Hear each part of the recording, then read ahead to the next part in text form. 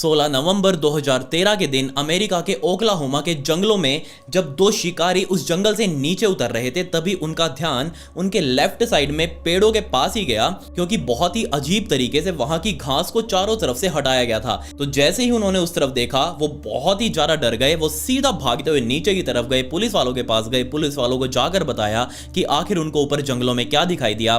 और जैसे ही पुलिस वालों को पता चला कि इन्होंने क्या देखा है, वो समझ चुके थे कि आखिर उनके हाथ क्या लगने वाला है।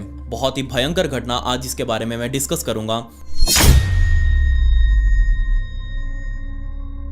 इस पूरे इंसिडेंट को समझने के लिए हमें अमेरिका के ओक्लाहोमा राज्य में जाना पड़ेगा और यहीं पर रहा करता था एक परिवार जिसमें 44 साल का बॉबी जेमिसन, उसकी पत्नी 40 साल की शेरिलिन जेमिसन और इन दोनों की बेटी 6 साल की मेडिसन। ये तीनों लोग ओक्लाहोमा में बने हुए अपने इसी घर के अंदर अपनी जिंदगी आराम से चला रहे थे, लेकिन कहीं ना कहीं इनको ऐसा फील हो रहा था कि उनकी जिंदगी के अंदर किसी चीज की कमी है और वो कमी बहुत ही ज्यादा भयंकर है। उनको लग रहा था कि वो इस भीड़ भाड़ में रहकर बहुत ज्यादा परेशान हो चुके हैं और उनको कुछ और करना चाहिए अपनी जिंदगी को अच्छा बनाने के लिए। काफी टाइम तक ये परिवार इस चीज के लिए सोचता रहा कि आखिर वो क्या कर सकते हैं, कहां पर जाकर अलग से वो रह सकते हैं, कैसे अपनी जिंदगी को और ज्यादा अच्छा बना सकते हैं। बॉबी जेमिसन ने अपनी ये दिक्कत अपने दोस्तों के साथ भी डिस्कस करी, अपने घर परिवार वालों के साथ भी डिस्कस करी कि हमें यहाँ घर में रहते हुए बिल्कुल भी अच्छा नहीं लग रहा, हमको कुछ कमी लग रही है अपनी लाइफ के अंदर।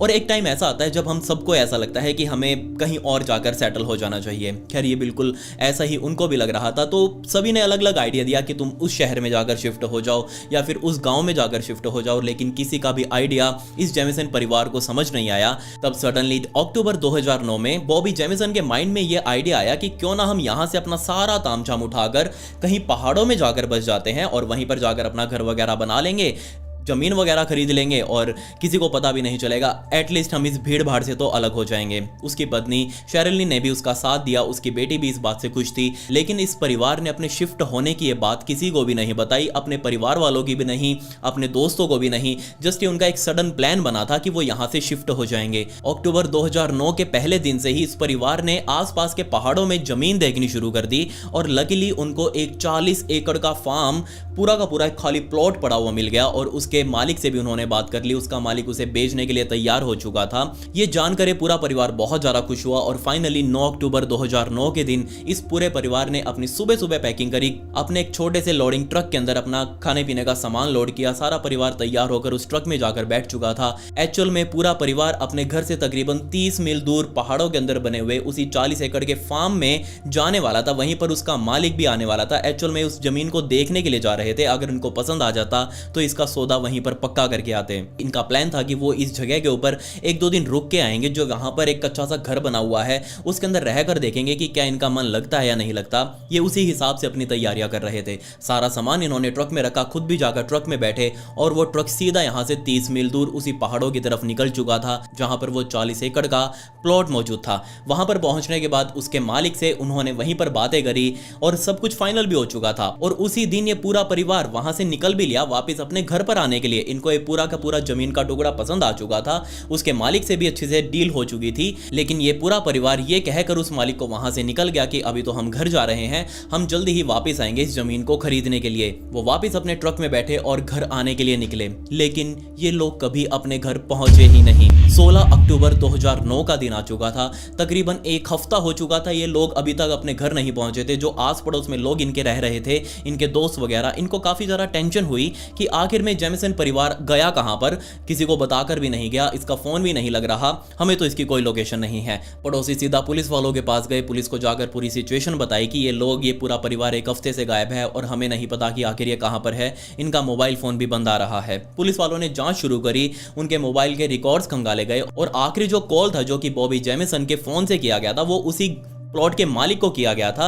और उस प्लॉट के मालिक से जब संपर्क किया गया तो पुलिस वाले सीधा यहां से उठकर उसी प्लॉट पर गए, वहां जाकर पूछताछ करने लगे कि ये परिवार तुम्हारे पास आया था या नहीं आया था। उस प्लॉट के मालिक ने बताया कि हाँ जी जनाब, ये आया तो था ये पूरा परिवार, इन्होंने डील फाइनल भी कर ली थी, लेकिन ना ही इन्होंने कोई मुझे एडवांस पेमेंट करी थी। ये तो सिर्फ मुझे ये बोलकर गए थे कि हम जल्दी ही वापस आएंगे, हमें ये प्लॉट पसंद आ चुका है, लेकिन ये अभी तक तो आए नहीं। खैर पुलिस वालों ने उसकी बात सुनी और पुलिस वाले वापस अपने नीचे अपने शहर में आने के लिए निकल चुके थे। लेकिन जैसे ही वो इस प्लॉट को क्रॉस कर रहे थे, 40 एकड़ का प्लॉट अब कोई छोटा तो होता नहीं, तो जैसे ही ये पुलिस वाले इस प्लॉट को क्रॉस कर रहे थे तभी उनका ध्यान लेफ्ट साइड में एक लावारिस हालातों में खड़े हुए ट्रक की तरफ गया, वही मिनी ट्रक, और ये ट्रक किसी और का नहीं बल्कि जेमिसन परिवार का ही था। तो पुलिस वालों ने अपनी गाड़ी उस ट्रक की तरफ मोड़ी, वहीं पर जाकर रोकी। पुलिस वाले गाड़ी से बाहर निकले, ट्रक की छानबीन करने लगे और दिक्कत तो यहाँ तब हुई पुलिस वालों को जब इस ट्रक के अंदर, इस मिनी ट्रक के अंदर उनको एक डॉग बिल्कुल मरने वाली हालातों में मिला। पुलिस वालों ने जल्दी से उस मिनी ट्रक का शीशा तोड़ा।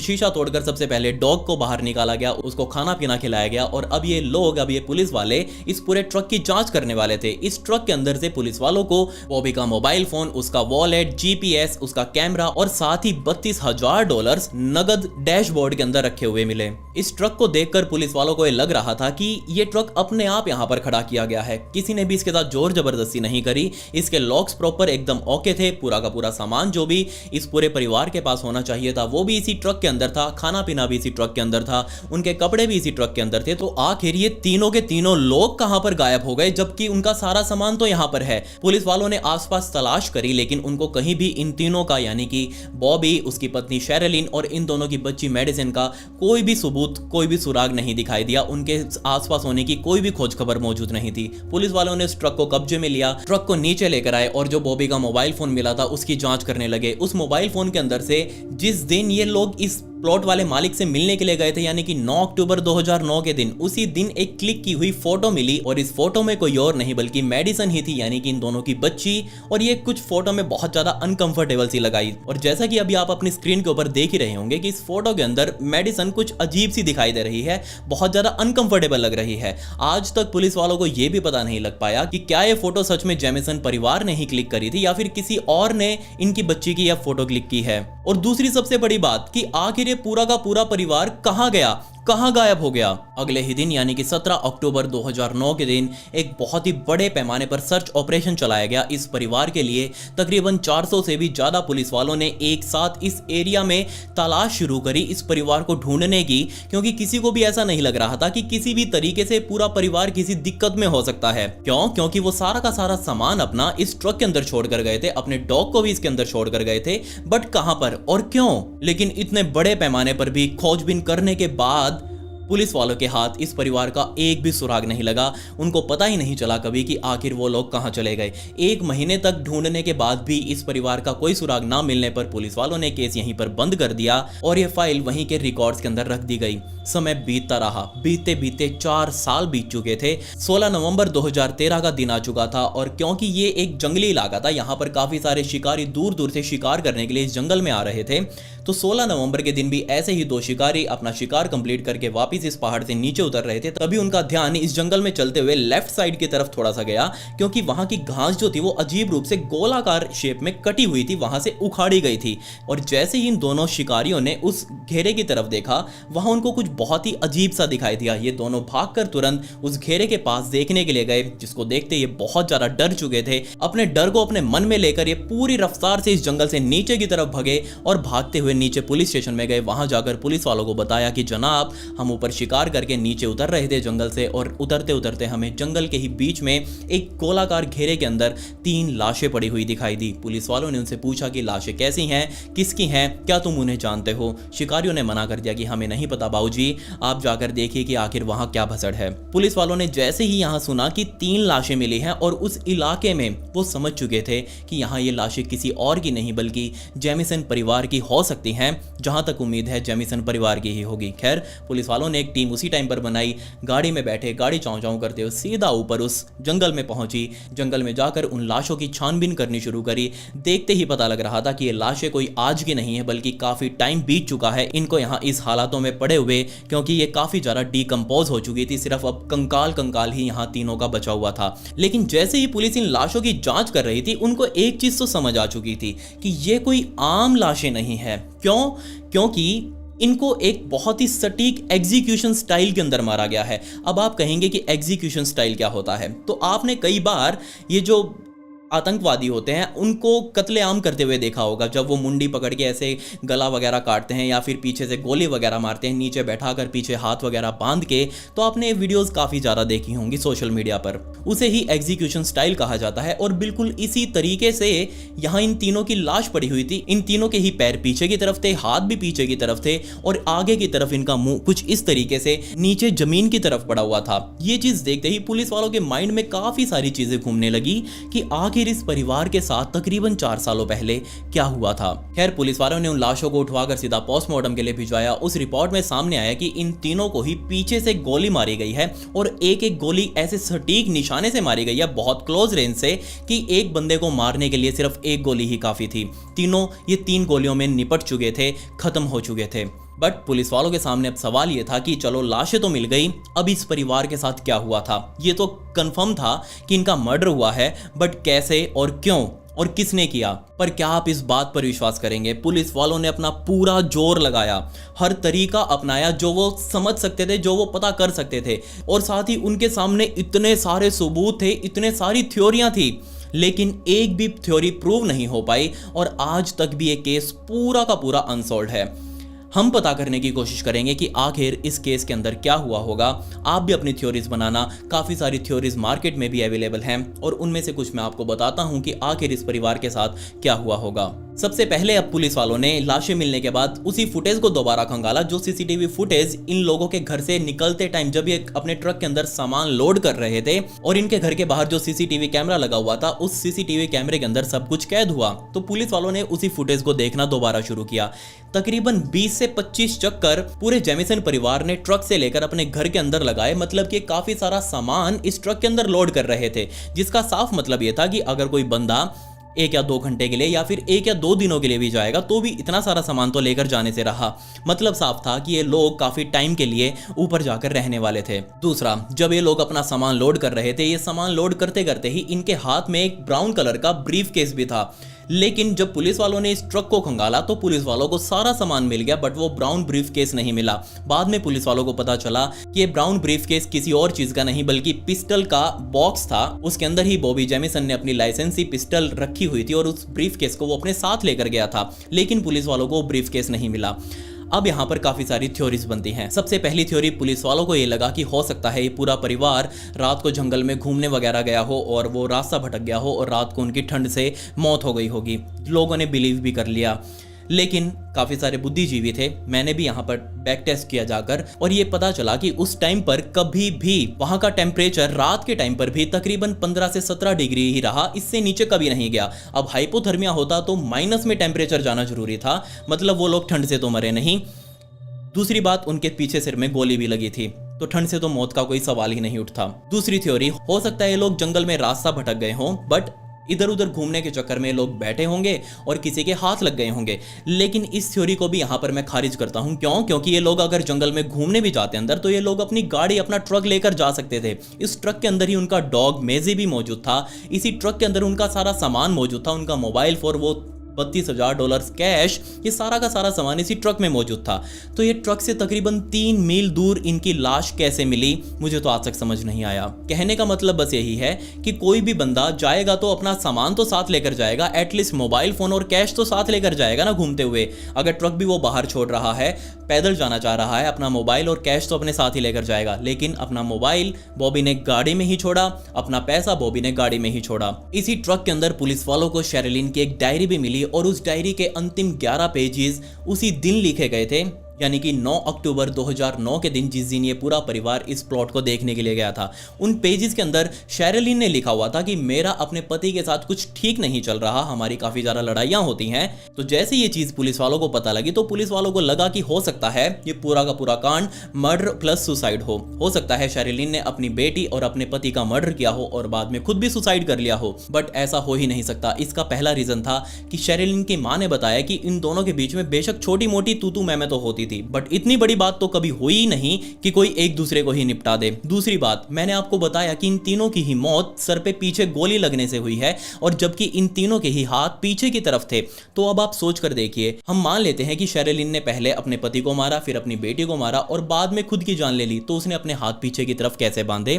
दूसरी बड़ी बात, कोई भी व्यक्ति अपना सुसाइड पीछे से अपनी गोली सिर के ऊपर रखकर कर ही नहीं सकता, एंगल सिर पर बनेगा ही नहीं गोली का। और यहां पर तीसरी और सबसे वैलिड थ्योरी निकल कर सामने आई, कल्ट की। जी हां, ये पूरा का पूरा परिवार एक ऐसे चंगुल के अंदर फंस चुका था जिससे बाहर निकलना इस परिवार के लिए लगभग नामुमकिन था। अब आपको पता होगा कि कोई व्यक्ति अगर किसी अंधश्रद्धा के अंदर विश्वास करता है तो उस व्यक्ति को उस अंधश्रद्धा से बाहर निकालना बहुत ज्यादा मुश्किल काम है, लगभग नामुमकिन है। और बिल्कुल ऐसा ही कुछ इस परिवार के साथ भी हो रहा था। ये पूरा का पूरा परिवार और खास तौर पर शेरिलिन, उसने अपनी डायरी में लिखा कि उसे विच क्राफ्ट वगैरह बहुत ज्यादा पसंद है, मतलब कि उसका ये भूत प्रेतों के अंदर बहुत ज्यादा विश्वास है। वो साथ ही सैटनिक बाइबल वगैरह भी पढ़ती है। इसके अलावा उसने अपनी डायरी में लिखा कि उसके घर के अंदर 4 भूत भी रहते हैं और वो भूत हमेशा इस परिवार की जान लेने की कोशिश करते रहते हैं। यहाँ शेरिलिन ने लिखा कि हमारा घर बहुत ज्यादा हॉन्टेड हो चुका था, हमें इस घर के अंदर रहते हुए कोई भी दिक्कत नहीं हो रही थी, हमें इस घर को सिर्फ इसलिए छोड़ना है ताकि हमारा इन भूतों से छुटकारा हो जाए और हम कहीं और जाकर बच जाएं। हम किसी को भूतों के बारे में नहीं बताना चाहते, क्योंकि अगर किसी को भी बताया कि ये घर हॉन्टेड है तो ये घर वापस बिकेगा ही नहीं जिसके अंदर वो आज रह रहे हैं। इसके अलावा पुलिस वालों को उसी ट्रक के अंदर एक गुड़िया जो कि कपड़ों से बनी हुई थी और उस कपड़ों से बनी हुई गुड़िया के अंदर 3 कीलें भी ठुकी हुई थी। ये 3 कीलें किसी और के नाम की नहीं बल्कि शेरिलिन मैडिसन और बॉबी जेमिसन के नाम की ही थी। ये सब क्या था? पुलिस वालों का दिमाग चकरा गया जब उन्होंने देखा कि ये पूरा का पूरा परिवार किसी अंधश्रद्धा में पड़ चुका है और हो सकता है इसके लिए वो किसी और का भी सहारा ले रहे हों। बट किसका और क्यों? चौथी थ्योरी निकल कर आई बॉबी जेमिसन के पिता बॉब जेमिसन से। बॉब और बॉबी में आप कंफ्यूज मत होइएगा, बॉब पिता है और बॉबी बेटा। तो बॉबी जेमिसन ने अपने ही पिता बॉब जेमिसन के ऊपर केस फाइल किया था, ये बोलकर कि उनका एक पेट्रोल पंप है और बॉबी जेमिसन ने काफी टाइम अपने पिता के ही पेट्रोल पंप पर काम किया था बिना सैलरी लिए। वो इसलिए क्योंकि उसके पिता ने कहा था कि इतने टाइम तक अगर तुम मेरे पेट्रोल पंप के ऊपर काम करते हो फ्री में तो कुछ सालों के बाद मैं तुमको इस पेट्रोल पंप का ही मालिक बना दूंगा। लेकिन उसके पिता यानी कि बॉब जेमिसन ने बॉबी जेमिसन को उस पेट्रोल पंप का मालिक नहीं बनाया, जिस वजह से इन दोनों के बीच में काफी ज्यादा लड़ाई भी हो रही थी। ये दोनों एक दूसरे को जान से मारने की धमकी भी दे रहे थे। बट जब पुलिस वालों ने जाकर बॉब जेमिसन से बात करी कि आपके बेटे और उसके परिवार के साथ ये सब कुछ हो चुका है और हमें पता चला है कि आप दोनों के बीच में भी कुछ ये तू मैं चल रही थी और हमें लग रहा है कि आपने अपने बेटे और उसके पूरे परिवार को निपटा दिया। बॉब जेमिसन ने कहा कि जनाब मैं क्या निपटाऊंगा, मैं खुद मरने वाला हूं तो मैं क्या और किसी को मारूंगा। आपको अगर नहीं विश्वास तो आप मेरे डॉक्टर से पूछ लीजिए, मेरे शरीर के अंदर टीबी बहुत भयंकर रूप से फैल चुका है और आज नहीं तो कल मैं बहुत जल्दी मरने वाला हूं। बॉब जेमिसन ने अपने पूरे के पूरे सबूत दिखा दिए उस दिन के, यानी कि 9 अक्टूबर से लेकर 16 अक्टूबर 2009 तक के ये पूरे के पूरे 7 दिनों के प्रूफ दिखा दिए कि देख लीजिए जनाब मैं तो अपने घर पर ही था या फिर हॉस्पिटल में था, डॉक्टरों से जाकर पूछ लीजिए, मेरा इस मामले में कोई लेना देना नहीं है, मुझे माफ करो, मुझे छुट्टी दे दो। 5वीं थ्योरी पुलिस वालों के सामने ये आई कि हो सकता है किसी कल्ट ने, अब आपको पता होगा कि कल्ट उन्हें कहा जाता है जो अपने आप से ऊपर किसी को भी नहीं मानते, मतलब कि अगर उन्हें लगता है कि वो ये काम करके भगवान से मिल सकते हैं या फिर उनको कुछ और मिल सकता है या फिर उनको ये जन्नत वगैरह मिल सकती है, तो ये जन्नत वगैरह पाने के लिए भी वो किसी की जान लेने से पीछे नहीं हटेंगे। ऐसे ही लोगों के ग्रुप को कल्ट कहा जाता है। तो उस टाइम पर यानी कि 2000s में और 2010s में अमेरिका के ओक्लाहोमा इलाके में काफी सारे कल्ट्स ऐसे एक्टिव थे और इनमें सबसे ज्यादा बदनाम था यूनाइटेड व्हाइट नाइट्स नाम का एक कल्ट। ये कल्ट इतना ज्यादा बदनाम था कि इन्होंने अपनी एक मर्डर बुक भी बना रखी थी और उस बुक के कुछ पेजेस जब रिलीज हुए, लीक होकर वो बाहर आ चुके थे, उस बुक के अंदर काफी सारे नाम लिखे हुए थे, लोगों के पूरा का पूरा नाम और पूरे के पूरे उनके एड्रेस वगैरह लिखे हुए थे। और जब पुलिस वालों के हाथ वो पेजेस लगे, वैसे तो ये लीक होकर कहीं जाते नहीं है लेकिन ये बाय चांस लीक हो चुके थे पेज, और जब पुलिस वालों ने वो पेजेस पढ़े तो इन पेजेस के अंदर शेरिलिन मैडिसन और उसके घर का एड्रेस भी लिखा हुआ था। और हद तो तब हो गई जब पुलिस वालों को पता चला कि शेरिलिन के ऊपर नीचे जितने भी नाम लिखे हुए इन 11 पेजेस के अंदर ये लोग सारे के सारे या तो गुम हो चुके हैं या फिर उनकी सिर्फ लाश ही मिली है। आखिर इन लोगों के साथ क्या हो रहा था और ये कल्ट वाला मामला आखिर शेरिलिन से कैसे जुड़ा हुआ था, ये चीज आज तक कभी समझ में नहीं आई कि क्यों ये पूरा का पूरा परिवार जाकर उस बहुत ही बदनाम यूनाइटेड व्हाइट नाइट्स नाम के उस कल्ट ग्रुप से जुड़ा। इसके अलावा पुलिस वालों को यह पता चला कि ये पूरा परिवार जब गायब हुआ उसके कुछ हफ्तों पहले तक एक केनेथ ब्लॉज नाम का एक लड़का इसी घर के अंदर, जिस घर में परिवार रह रहा था, उसी घर के अंदर एक केनेथ इस परिवार के साथ किराए पर रहने लगा। लेकिन जैसे ही बॉबी जेमिसन अपने काम धंधे पर जाता, उस टाइम पर केनेथ अपने कमरे से निकलकर सीधा शेरिलिन के पास आता और उससे बातें वगैरह करने लगता। शेरिलिन को ये चीज काफी अजीब लग रही थी और कुछ दिन तक टॉलरेट करने के बाद सीधा शेरिलिन बहुत ज्यादा फ्रस्ट्रेट हो चुकी थी और एक सुबह जैसे ही उसने केनेथ को अपने कमरे से निकलकर अपने पास आते हुए देखा तो सीधा शेरिलिन अपने कमरे में गई। वहां जाकर उसने उसी सूटकेस में से बॉबी वाली पिस्टल को बाहर निकाला और सीधा ले जाकर केनेथ के सिर के ऊपर तान दिया। उसको कहा कि तुम यहां से अपना तामझाम समेटो और बाहर निकलो। केनेथ ने वहां से जाने से मना कर दिया। केनेथ बार बार बोल रहा था तुम्हें मुझसे क्या दिक्कत है, मैं तो जस्ट तुमसे बातें ही कर रहा हूं, मैंने तुम्हें कुछ गलत तो नहीं कहा। लेकिन यहाँ पर शेरिलिन बहुत ज़्यादा फ्रस्ट्रेट हो चुकी थी। उसने कहा तुम अपना तामझाम उठाओ और यहाँ से दफा हो जाओ। केनेथ जाने से मना करने लगा तो शेरिलिन ने उसको डराने के लिए उसके पैरों के पास फायरिंग भी करी। 3 बार फायरिंग करने के बाद केनेथ बहुत ज़्यादा डर चुका था। उसने तामझाम अपना सारा समेटा और वहां से निकल चुका था। तो पुलिस वालों को लगा कि हो सकता है केनेथ ने ही बदला लेने के लिए इस पूरे परिवार को निपटा दिया हो। तो जैसे ही पुलिस वाले सीधा उठकर केनेथ के पास गए, वहां जाकर पूछा कि हाँ भाई बाबूजी बता क्या बीमारी है। उसने कहा कि जनाब कोई बीमारी नहीं है, जब ये सारा कांड हुआ मैं तो अपनी नौकरी पर था, आप जाकर देख लीजिए मेरे 7 दिन की अटेंडेंस, मैं तो पूरा टाइम अपने ऑफिस में था। पुलिस वालों ने जाकर ऑफिस में चेक किया, उसका रिकॉर्ड एकदम सही मिला। तो आखिर इस परिवार के साथ क्या हुआ। लेकिन यहाँ पर अब मेरा एक सबसे बड़ा सवाल, और वो सवाल ये कि जब ये पूरा का पूरा परिवार यानी कि बॉबी जेमिसन, शेरिलिन जेमिसन और इनकी बेटी मैडिसन जेमिसन, ये तीनों लोग पहले ही डिसेबिलिटी चेक के ऊपर जी रहे थे, अपना गुजारा कर रहे थे। एक्चुअल में इनको सरकार की तरफ से पेंशन आ रही थी क्योंकि इनको कोई काम धंधा नहीं मिल रहा था। दूसरा ये शेरिलिन कोई बाइपोलर डिसीज से पीड़ित हो चुकी थी और उसकी वजह से ये कोई काम धंधा नहीं कर पा रही थी। तीसरा ये बॉब खुद हैंडीकैप हो चुका था एक पैर से और उसके बदले सरकार की तरफ से इन दोनों को ही यानी कि बॉबी को और शेरिलिन को दोनों को ही डिसेबिलिटी चेक यानी कि विकलांग भत्ता इनको मिल रहा था। उसी के ऊपर ये अपना गुजारा कर रहे थे पूरा। तो आखिर इन लोगों के पास ये प्लॉट खरीदने के लिए $32,000 कहां से आए, कहां से पैदा हो गए? क्या इन्होंने घर के अंदर छापे? ऑब्वियसली नहीं। तो कहां से आए?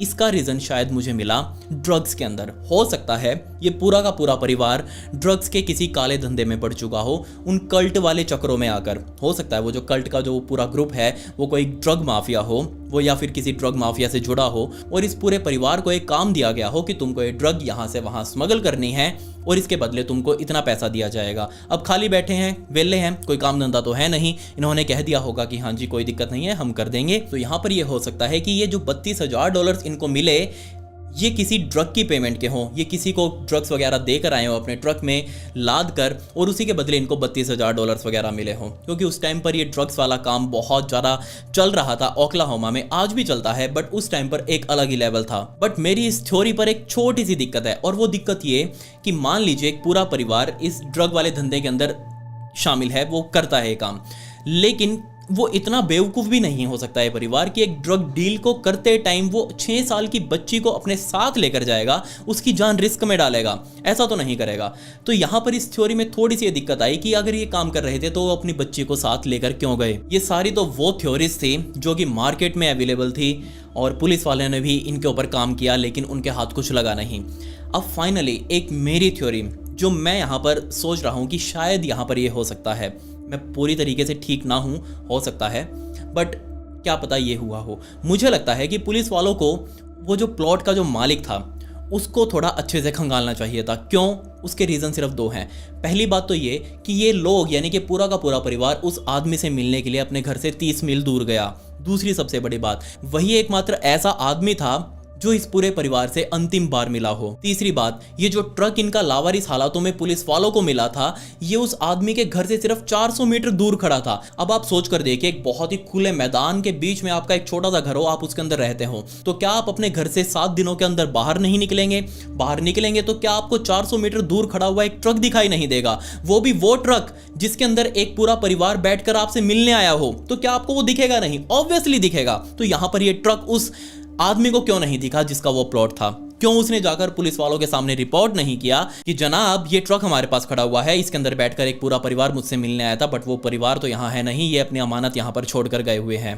बट उसने ऐसा नहीं किया। मैं फिर से कह रहा हूं कि इस चीज के बेशक सबूत नहीं है बट हो सकता है ये पूरा का पूरा परिवार यानी कि जेमिसन परिवार अपने साथ और भी ज़्यादा पैसा लेकर गया हो, $32,000 से और भी ज़्यादा, हो सकता है 80। इस प्लॉट की जो एक्चुअल वैल्यू थी वो उस टाइम पर इस मालिक ने $85,000 के आसपास लगाई थी। अब मान लीजिए कुछ डिस्काउंट वगैरह भी ये लोग करवाते हैं तो भी 80,000 के आसपास ये डील बननी चाहिए थी। तो हो सकता है ये पूरा का पूरा परिवार अपने साथ $80,000 लेकर गया हो। अभी तक तो हमको ये लग रहा है कि ये 3 मर्डर्स चोरी के लिए तो नहीं हुए, क्योंकि $32,000 हमें ट्रक के अंदर मिले हैं। लेकिन क्या पता मारने वाले ने, मैं फिर से नहीं कह रहा कि उस मालिक ने किया होगा, मैं जस्ट ये कह रहा हूँ कि हो सकता है मारने वाले ने ये $32,000 तो यहाँ रख दिए हो ताकि सबको लगे कि ये कांड चोरी के लिए तो नहीं किया गया, बाकी के बचे हुए पैसे अपने साथ ले गया हो, ऐसा भी तो हो सकता है। या फिर हो सकता है वही कल्ट यानी कि यूनाइटेड व्हाइट नाइट्स नाम का वो कल्ट इस पूरे परिवार के ऊपर नज़र रख रहा हो सकता है वो वेट कर रहा हो कि कब ये परिवार उनको अकेला मिले और वो इनका एक कांड बैठाएं।